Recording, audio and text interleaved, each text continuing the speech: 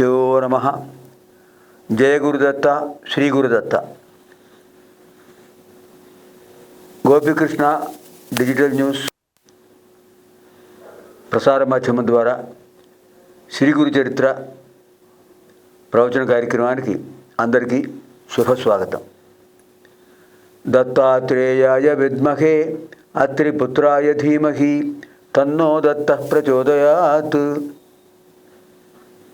దత్తాత్రేయం మహాత్మానం వరదం భక్తవత్సలం ప్రసన్నార్తిహరం వందే ప్రపన్నార్తిహరం వందే స్మర్తృగామి సనోవతు.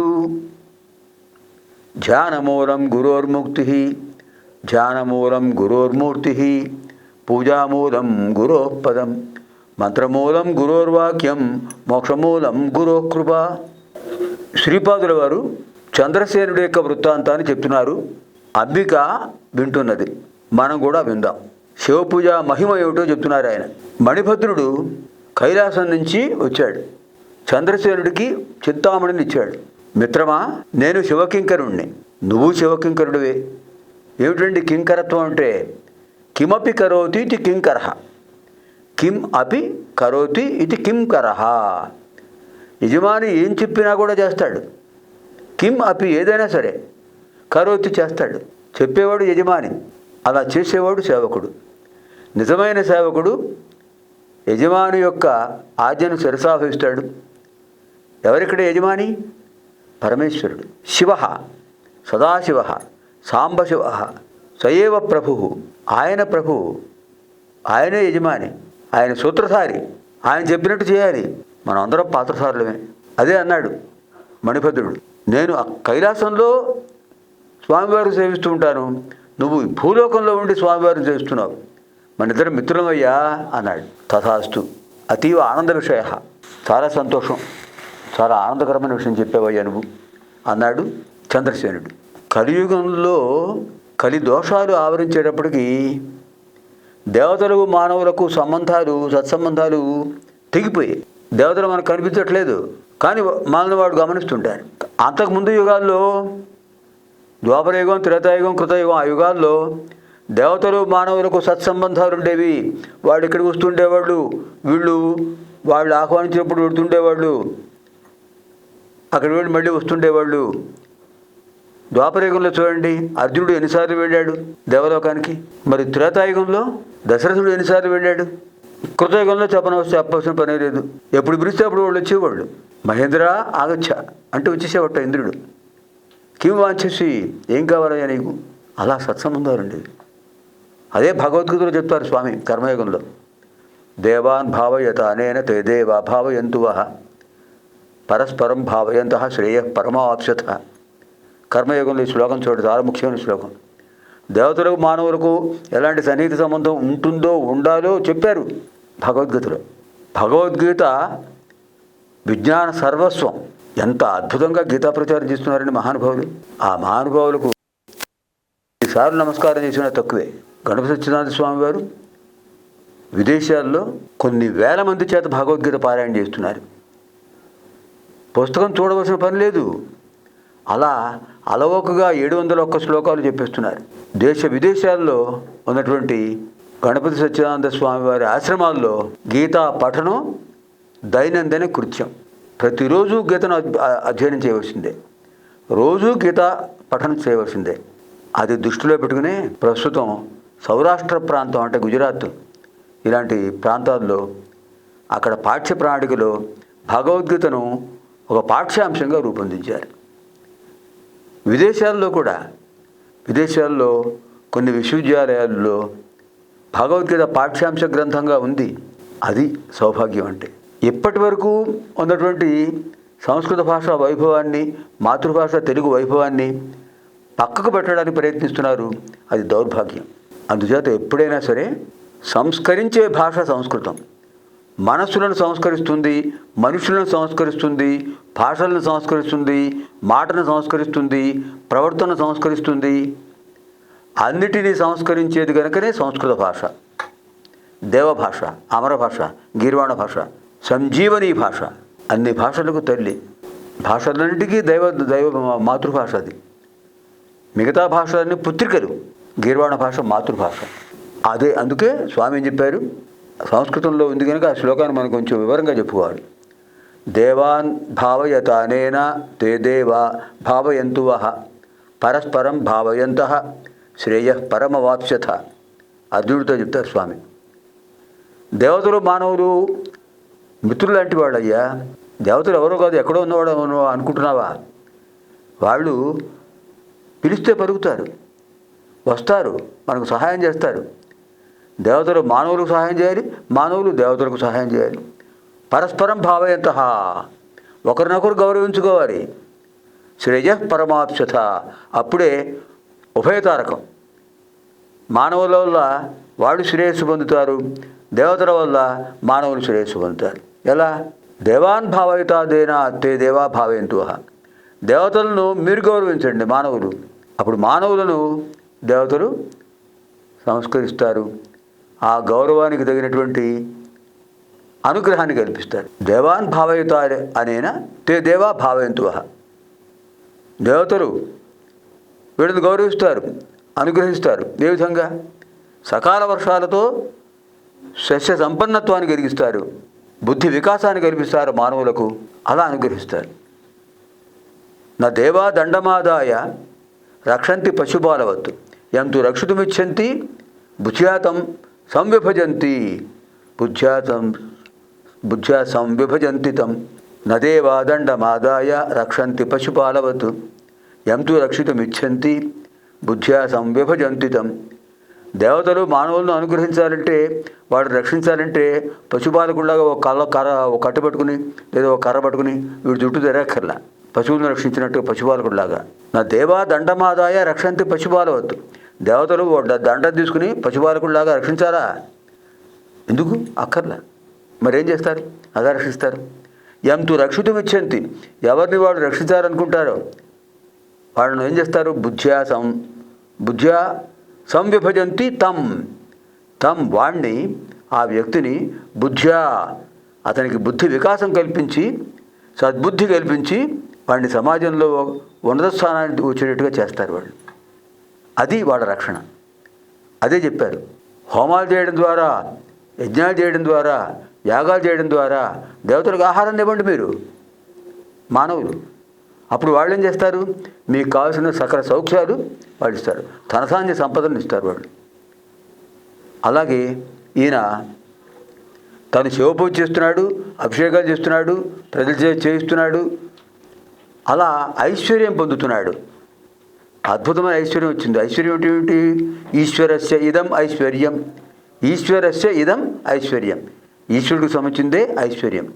విభూతిర్భూతిరైశ్వర్యం అణిమాదికమష్టథ. విభూతి అంటేనే ఐశ్వర్యం. అలాంటి ఐశ్వర్య ప్రదాత పరమశివుడు. అలా ఆయన ధనధాన్య సంపదలను వృద్ధి చేశాడు. అక్కడ ప్రజలందరూ ధనధాన్య సంపదలతో వృద్ధి పొందారు, నిత్య శివపూజా ధురంధరులయ్యారు. ఇది తెలుసుకుని చుట్టుపక్కల ఉన్న రాజులందరికీ అసూయాగ్రస్తులయ్యారు. ఒక వ్యక్తి సమాజంలో ఒక ఉన్నత స్థానం పొందితే కష్టపడే వచ్చాడు, ఎంత సాధన చేస్తే ఒక ఉన్నత స్థితికి వస్తారండి. మహానుభావులు ఎంత అమృతోపమైన ప్రవచనాలు చెప్తుంటారండి. సరస్వతి పుత్రులు, సరస్వతి కటాక్షం లభించిన వాళ్ళు, దైవదత్తమైన అనుగ్రహం. మాటల చేత మాన్యులైపోతున్నారు వాళ్ళు. మంచి మాటలు చెప్తున్నారు, మాటల ద్వారా సంస్కరిస్తున్నారు అందరినీ, సనాతన ధర్మ పునరుద్ధరణ చేస్తున్నారు. దైవం మనుష్య రూపేణ. అలాంటి మహానుభావులకు నమస్కారం చేయాలి. అలాంటి ఒక సంస్కారం కలిగించాడు అందరిలో. ఇది చూసేటప్పటికి కొంతమందికి అసూయ కలిగింది. అసూయ ఆసురీ లక్షణం. కామ, క్రోధ, లోభ, మోహ, మద, మాత్సర్యాలు. మాత్సర్యం అంటే అసూయ. అసూయ గుణేషు దోషావిష్కరణం. తెలుగులో చుప్పనాతితనం అంటారు. చుప్పనాతితనం శూర్పణకు జ్ఞాపకం వస్తుంటుంది. తనకు లేదని బాధపడదు, వాడికి ఉన్నదని బాధపడతాడట. అది ఆ చుప్పనాతితనం. అసూయ గుణేషు దోషావిష్కరణం. అవతల చెడ్డగుణాలు ఏమీ లేవు, అన్నీ మంచి గుణాలే. అయినా ఆ మంచి గుణాల్లో దోషాన్ని వెతుకుతాడట. అసలు ఉంటే కదా దోషం. అది అసూయ. ఈ రాజులు ఏం చేశారు? సరిహద్దు రాజులు, మిగతా రాజ్యాల వాళ్ళు ఎలాగైనా సరే ఈ చంద్రసేనుడు సంహరించాలి, జయించాలి. సిరి సంపదలతో తొలతూగుతున్నటువంటి అవంతికా సామ్రాజ్యాన్ని మనం కైవసం చేసుకోవాలి. ఎంత ధనం, ఎంత ధాన్యం, నవరత్నాలు, అష్టసిద్ధులు, నవనిధులు, అష్టసిద్ధులు తొలతూగుతున్నాయి అనుకున్నారట. వాళ్ళలో వాళ్ళు అనుకున్నారు, యుద్ధానికి సిద్ధమయ్యారు. 4 పక్కల రాజ్యానికి 4 చివర సరిహద్దులు, అన్ని సరిహద్దులోనూ వాళ్ళు సైన్యాన్ని ఉంచేసి ఇతను యుద్ధానికి సిద్ధమయ్యే అవకాశాన్ని కలిగించకుండా ఒక్కసారిగా దండయాత్ర చేయాలని అందరూ నిర్ణయించుకున్నారు. ఏ గూటి పక్షులు ఆ గూటి చేరికి గూటికి చేరతాయన్నట్టు వాళ్ళందరూ ఒక వర్గం ఉంటుంటారు కొంతమంది. వాళ్ళందరూ ఒక చోట పోగొత్తారు. అలా వాళ్ళు వచ్చేసారు. కపటంతో ఇతను జయించాలి, ఇతని దగ్గర చింతామణి ఉంది, పరమేశ్వరుడు అనుగ్రహించాట చింతామణిని. ఆ చింతామణిని చేజిక్కించుకోవాలి. ఇదేమి గమనించట్లేదు చంద్రసేనుడు. అది ప్రాతకాలం, బ్రాహ్మీ ముహూర్తంలో లేచాడు, స్నాన సంధ్యావందనాలు పూర్తి చేసుకున్నాడు, దీపారాధన చేశాడు, హోమం ప్రారంభించాడు, మృత్యుంజయ హోమం చేస్తున్నాడు. మృత్యుంజయ హోమం చేసిన వాడికి అకాల మరణాలు, అపమృత్యు దోషాలు ఉండవు. ఓం త్ర్యంబకం యజామహే సుగంధిం పుష్టివర్ధనం ఉర్వారుకమివ బంధనాత్ మృత్యోర్ముక్షీయమామృతాత్. ఎవరండి త్రియంబకుడు? అంబక, అంబకాడ నేత్రం, అంబక, త్రియంబక, 3 నేత్రాలు కలిగినవాడు, సూర్యాగ్నిలోచనుడు పరమేశ్వరుడు.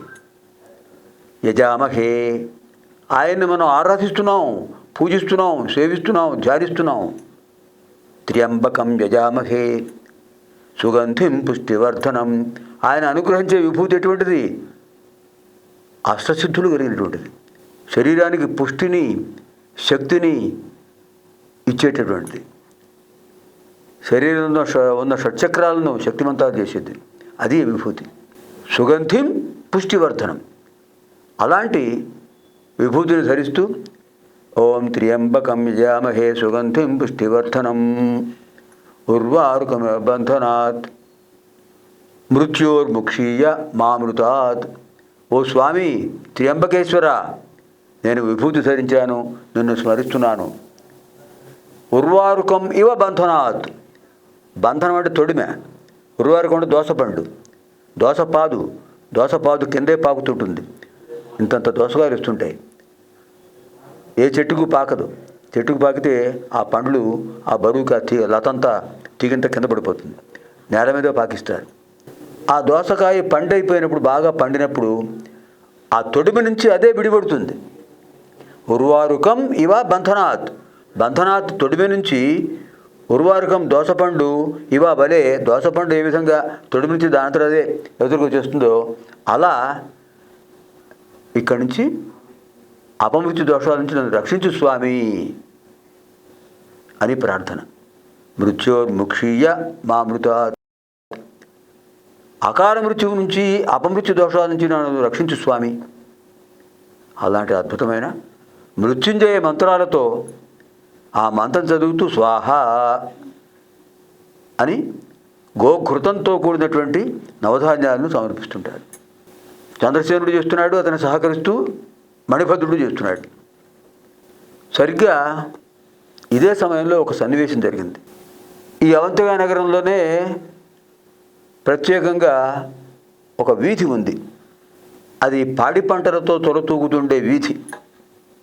పశుపాలకులు అందరూ అక్కడే ఉంటారు. మరో విశేషం ఏంటంటే, మన అందరికి తెలిసిన విషయమే, ఒక దక్షిణ భారతదేశంలో అక్కడక్కడ, ముఖ్యంగా ఈ ఆంధ్ర ప్రాంతం, తెలంగాణ ప్రాంతంలో తప్ప మిగతా అన్ని చోట్ల ఉత్తర భారతదేశంలో ప్రత్యేకంగా ఆవులే కనిపిస్తాయి, గేదెలు కనిపించవు. అందులో విజయనగరం అంతా ఆవులే. తర్వాత ఏమైంది, ఈ పశుపాలకులు ఏం చేశారు? ఈ విషయాలు అనంతర కార్యక్రమంలో తెలుసుకుందాం. సర్వేభ్యః గురుకటాక్ష ప్రాప్తిరస్తు. పునర్మిలామः ఆగామిని కార్యక్రమే. శివం భవతు. స్వస్తి.